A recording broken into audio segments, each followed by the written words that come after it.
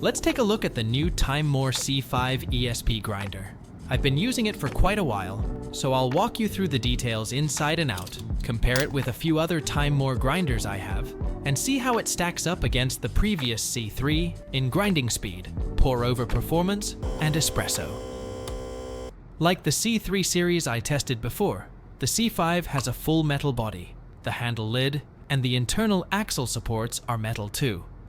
The body has diagonal knurling, so it grips well in the hand, and there's plenty of friction when you're grinding. The bean inlet is larger with a sloped inner edge, so pouring beans is easier. The catch cup screws on and has a rubber pad on the bottom. Unscrew it and you'll see the grind dial right away. The handle is foldable, same as the S3 and other Pro models I've reviewed. It opens and tucks away smoothly, and it sits steady on the table without tipping over easily. The C5 ESP weighs about 660 grams, a bit over 100 grams heavier than the C3 ESP, but still lighter than the S3. The C3 and C5 have the same diameter, with the C5 being slightly taller. The C5 and S3 also share the same diameter, but the S3 is taller. The C5 comes calibrated from the factory, which means the finest point is set right where the burrs just touch. Around the dial, you get the suggested marks for pour-over and espresso, and they're pretty accurate. If it's your first time using it, just start with those numbers. I usually begin on the finer side and tweak from there. This one is the ESP version. The main difference is the finer thread on the axle, so the adjustment is more precise. Each rotation has 10 large steps and 50 small clicks, with about 15 microns per small click, same as the S3. That fine control really helps for espresso. You don't get that problem, where one click coarser runs too fast and one click finer chokes the shot. There's usually a 1 to 2 click window to land a good shot. For pour-over, that fine control just makes small tweaks simpler. If you go with the non-ESP C5, one rotation can cover pour-over and espresso ranges. It has 16 large steps and 48 small clicks, around 31 microns per click. If espresso is occasional, the standard C5 works well. That's the main difference between C5 and C5 ESP. The rest of the design is basically the same. For reference, the C3 has 12 steps per rotation at about 83 microns per step and is mainly for pour-over. The C3 ESP moves about 23 microns per click, so each click changes a bit more than on the C5 ESP. I ground some beans using the suggested marks. The espresso grounds are fluffy with very little coffee dust. For pour-over, you can see there aren't many fines, and the distribution looks very even. The coarse grind is also consistent and uniform. Disassembly is simple. Like most hand grinders with internal adjustment, you put on the handle to hold the burr steady and turn to the coarsest setting until the dial pops out. Then remove the dial plate and take the burr out. Tip out the washer and spring that sit on the central shaft, then pull the whole shaft out from the top. The C5 has two bearings, one at the top and one at the bottom. It spins smoothly, and the internal build feels solid. Now you can do a deep clean to clear any coffee grounds left inside. These are all the parts you'll handle for normal cleaning. I took a few Timemore grinders apart to compare their burrs side by side. Timemore's main lines now use the S2C style with horizontal teeth on the pre-breakers. The C5 uses a 42mm 7-cut burr, and both the ESP and non-ESP versions share this same burr. It's the first time a 42mm burr shows up in the Chestnut C series. The size matches the Whirly 01S, but the Whirly uses an 8-core burr, so it has one extra cutting edge compared to the C5. Versus the S3, the overall approach looks closer, but the S3 runs a 40mm 6-core burr, so it's a bit smaller than the C5. Compared with the C3, the difference is more obvious. The C3 uses a smaller 38mm 6-core burr. Of course, bigger isn't always better. This is just a quick look at the shape and layout to show how Timemore keeps refining their burr designs. Reassembly is easy. The washer doesn't have a front or back, so just put everything back in place.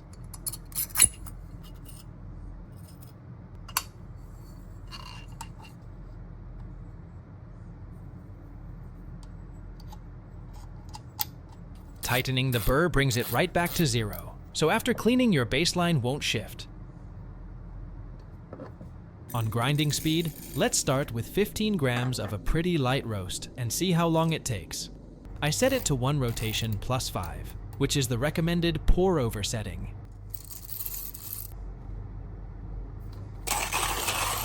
Even though light roasts are harder, the grind feels smooth with no real stalling. It takes about 46 seconds from start to finish. If you skip RDT, a couple of taps on the table and a light knock on the body will help drop the grounds that cling under the burr from static. With the same 15 grams on the C5 ESP, I do feel a few small stalls and need a bit more force to push through. That one finishes in about 41 seconds. Now let's test grinding speed for espresso. With 18 grams of an espresso roast, the C5 feels easy to turn, but it does take a while. Over multiple runs, it averages around 1 minute 30 seconds. On the C5 ESP, grinding the same 18 grams is also smooth, dark roasts are more brittle. It finishes a bit faster, usually around 1 minute to 1 minute 10 seconds. I first assumed the larger burr would be faster. My guess is the 7-cut burr feeds beans a bit more conservatively. The trade-off is simple. The C5 is easier to turn but slower. The C3 is faster but takes more effort. Choose what fits the daily routine.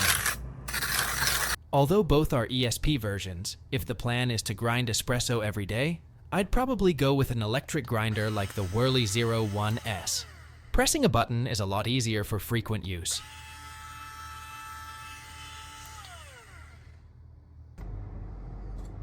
Let's brew a pour-over. The grounds look even, and fines are well controlled. I start with a 40-gram pour for the bloom and wait 30 seconds. Then I pour gently to 120 grams. Increase the flow a bit to reach 200 grams and finish with a centered pour to 225 grams. For comparison, I also ground a batch on the C3 and brewed it the same way. Grind uniformity on the C3 is also excellent. I think the C5 is a step up for pour-over. It doesn't feel entry-level at all. Timemore has brought some higher-end features down to the C series lately, which is great to see. In the cup, this light roast shows bright fruit and floral notes, good sweetness, and a clean, tidy finish. It can stand next to pricier options like the S3 or the earlier X Lite. Compared to the C3, overall flavor feels very close, but the body here leans a touch heavier. Both have great sweetness. For fresh beans brewed at home, this is a very solid result. Let's check out espresso performance. Using the suggested marks, dialing in is pretty easy. I do recommend a quick RDT mist before grinding. Without it, static can build up and you'll see some clumps and retention. Break those up with a WDT tool before tamping and you're good. Whether it's the older C5 ESP or this C5 ESP, once you're in the right range, espresso quality is very solid. I put both shots side by side so you can see the shot quality.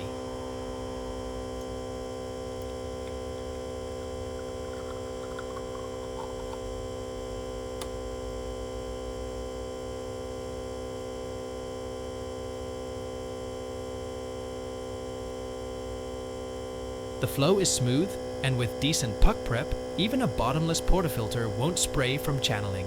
Both shots finished at 36 grams in 28 seconds. In the cup, the C3 and C5 taste very similar. You get a rich crema and a nice, silky texture.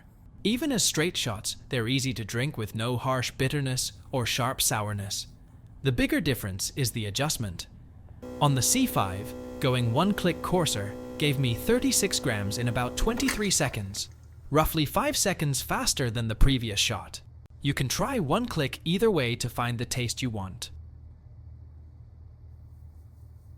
On the C5 ESP, one click coarser dropped the shot to around 19 seconds, and the cup turned noticeably sour. 2 clicks finer choked the shot. With hand grinders, the smaller each click is, the more room you have to dial in precisely. That's my Timemore C5 walkthrough. By the way, you might wonder why there's C2 and C3, but no C4. In Chinese, 4 is considered unlucky, so a lot of products skip it and go straight to 5. The Chestnut C2 was my first hand grinder. Back then, a lot of grinders in that price range were wobbly and used ceramic burrs, so the C2 felt amazing for what it cost. Then the C3 improved things even more. The build and materials got better, and Timemore started using their own S2C burrs.